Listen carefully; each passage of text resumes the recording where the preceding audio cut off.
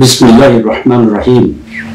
বিশিষ্ট ইউটিউবার জনাব ইলিয়াস হোসেন বিদেশ থেকে ইউটিউবের মাধ্যমে এই জাতির বিভিন্ন ক্রান্তিকালে উল্লেখযোগ্য ভূমিকা পালন করেছেন, সেই জন্য আমি তাকে ধন্যবাদ জানাই। এবং তিনি একজন অত্যন্ত জনপ্রিয় ইউটিউবার, সেই জন্য আমি তার প্রশংসা করি।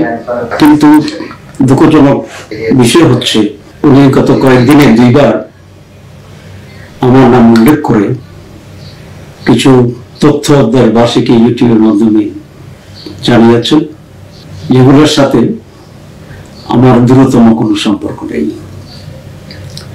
তিনি বলেছেন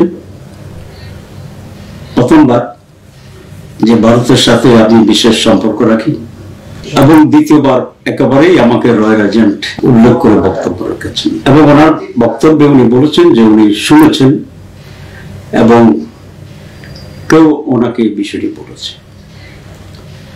ওনার মতো একটা গুরুত্বপূর্ণ ব্যক্তি, তার যেখানে মিলিয়ন্স অফ পিপল তার দর্শক আছে, শ্রোতা আছে, সেখানে কোনো বক্তব্য দেওয়ার আগে ওনার বিষয়টি যাচাই বাছাই করার দরকার ছিল বলে আমি বিশ্বাস করি। কেউ কিছু একটা বলেছে আর তদন্ত বা যাচাই বাছাই না করে উনি ইউটিউবে প্রচার করে দেবেন, এটি সমীচীন নয় বলে আমি মনে করি। এবং এতে করে সত্যের অপলাপ হইতে পারে। এ বিষয়ে আমার বক্তব্য স্পষ্ট যে আমি ভারত বা নয়, কোন বিদেশের কোন গোয়েন্দা সংস্থার সাথেই আমার বিশেষ কোনো সম্পর্ক নেই।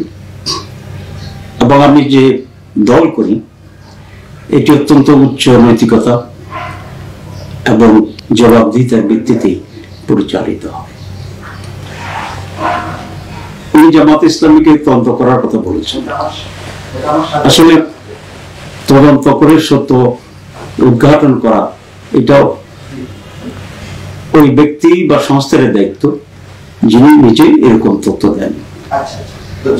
আমি আশা করি বিষয়টি খতিয়ে দেখবেন এবং যদি তিনি সুস্পষ্ট কোনো প্রমাণ না পান, তাহলে বিষয়টি যে উনি সঠিক বলেননি সেটা ওনার ইউটিউবের মাধ্যমে উনি ওনার শ্রোতাদেরকে এবং জাতিকে জানাবেন।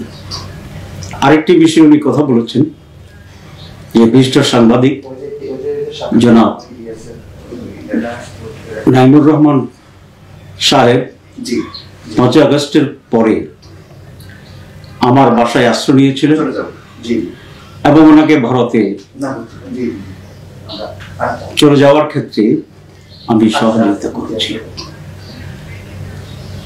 বাস্তব সত্য হচ্ছে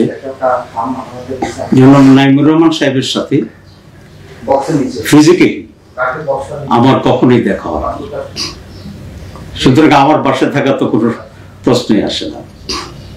আর তিনি যে ভারতে পালিয়ে গেছেন সেই তথ্যটিও আমি প্রথম জানতে পেরেছি জনাব ইলিয়াস হোসেনের বক্তব্যের মাধ্যমে।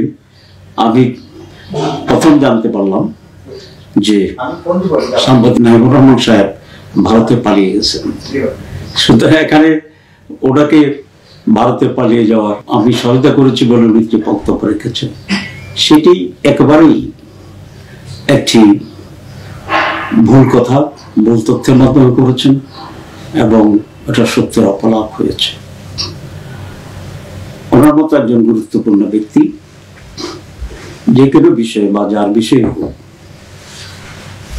যখন কোনো কমেন্ট করবেন বা জাতিকে তথ্য দেবেন, এটাই নৈতিকতার দাবি যে তিনি বিষয়টি যাচাই বাছাই করবেন এবং সুস্পষ্ট প্রমাণ তথ্যের ভিত্তিতে সেটি বলবেন। আমি ওনার কাছ থেকে কমপক্ষে এই ধরনের নৈতিক আচরণ আশা করি, কারণ মিথ্যা তথ্যের ভিত্তিতে